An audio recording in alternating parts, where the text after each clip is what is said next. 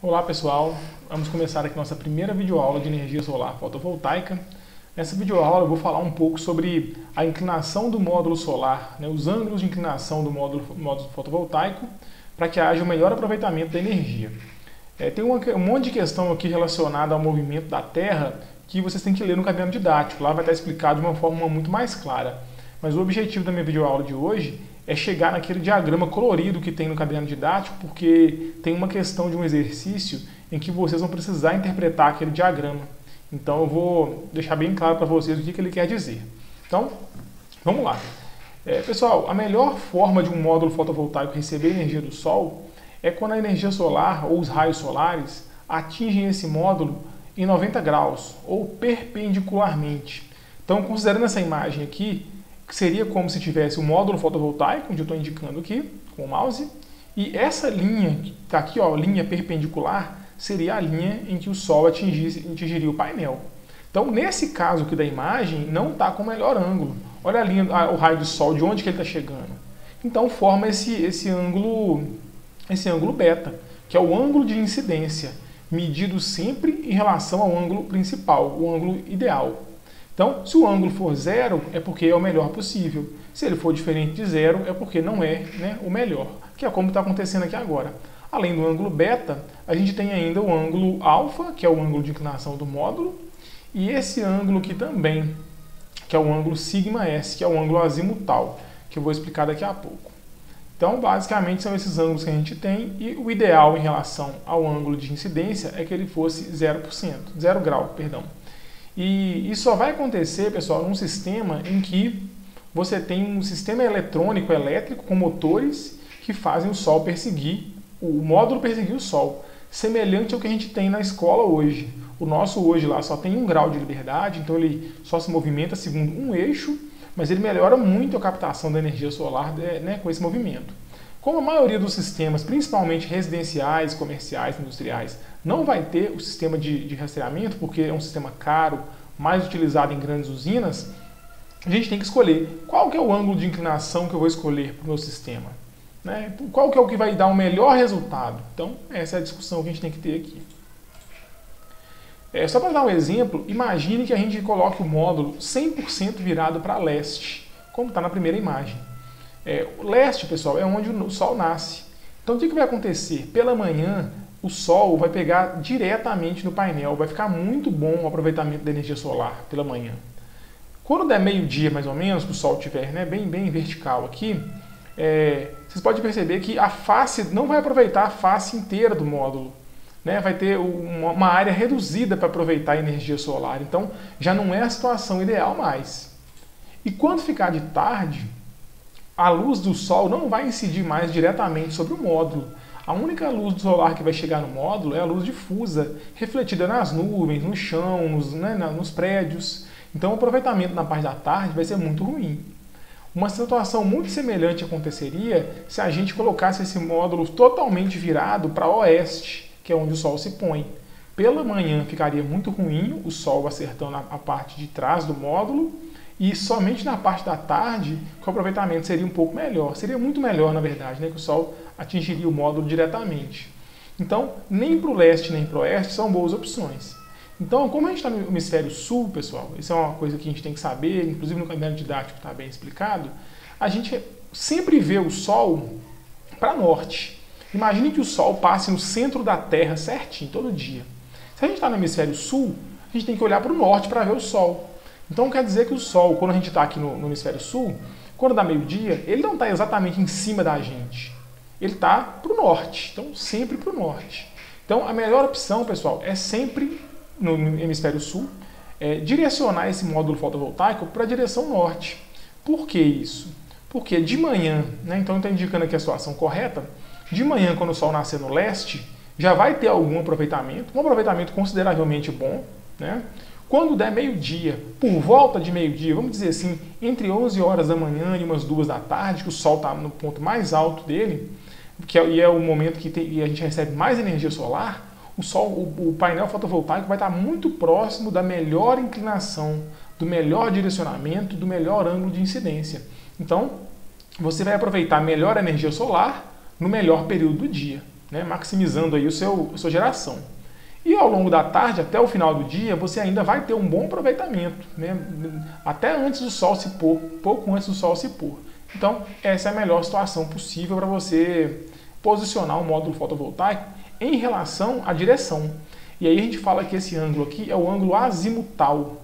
Eu vou falar disso um pouco na aula síncrona, mas basicamente é como se os raios de sol fizessem uma sombra no chão aqui. Então, no momento que der meio-dia, por exemplo, esse ângulo azimutal vai ser zero, né? Então, o bom seria sempre assim, o ângulo azimutal tem que ser zero. Só que ele só vai ser zero em um momento do dia, porque o nosso módulo não vai seguir o sol o tempo todo, né? O nosso sistema aqui ele é um sistema fixo. Então, se você conseguir o ângulo azimutal zero na melhor hora do dia para você aproveitar a energia solar, você vai ter o melhor aproveitamento. Então, como que você vai fazer para achar o norte, pessoal? Existe uma bússola. A bússola é um instrumento que vai indicar sempre o norte. Uma questão importante é que a bússola vai indicar o norte geográfico, o norte magnético, perdão. E a gente está interessado aqui no norte geográfico. Então, qual que é a diferença entre os dois? Basicamente, pessoal, o eixo magnético da Terra não está em cima do eixo geográfico. Então existe uma diferença ali de alguns graus. E aí, para cada região do planeta que você tiver, inclusive dependendo do ano, esse ângulo muda. Essa questão temporal ela é um pouco menos importante, porque demora muitos anos para mudar esse ângulo de correção. É mais importante você saber o ângulo de correção em relação à posição da Terra que você está. Então, para Minas Gerais, aqui, Belo Horizonte, você achou o norte magnético, por exemplo, com a bússola, você joga 21 graus para a direita, mais ou menos, e você vai encontrar para oeste, na verdade, não é o jeito certo de dizer, para oeste você vai encontrar o norte geográfico. E aí, pessoal, para você encontrar a melhor inclinação, existem vários métodos descritos na literatura, mas a maioria deles vem para essa tabela que a gente está aqui. Mais ou menos você tem que colocar a inclinação do seu módulo igual à latitude do local. Então eu coloquei aqui uma tabela com todas as capitais brasileiras e todas as latitudes.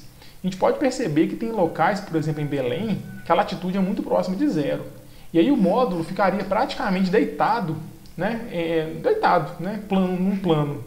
Só que essa não é uma situação muito boa, porque se você tiver uma inclinação muito baixa ou zero, pode acontecer de muita sujeira ou até água e formar poças e gotículas em cima do módulo. E isso vai atrapalhar a geração de energia.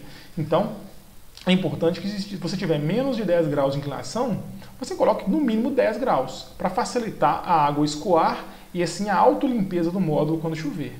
Então, a regra continua aqui embaixo na tabela. Para nós que estamos aqui em Belo Horizonte, em Ibirité, a gente está aqui em latitude 19, próximo de 20 graus, a nossa inclinação tem que ser igual à latitude.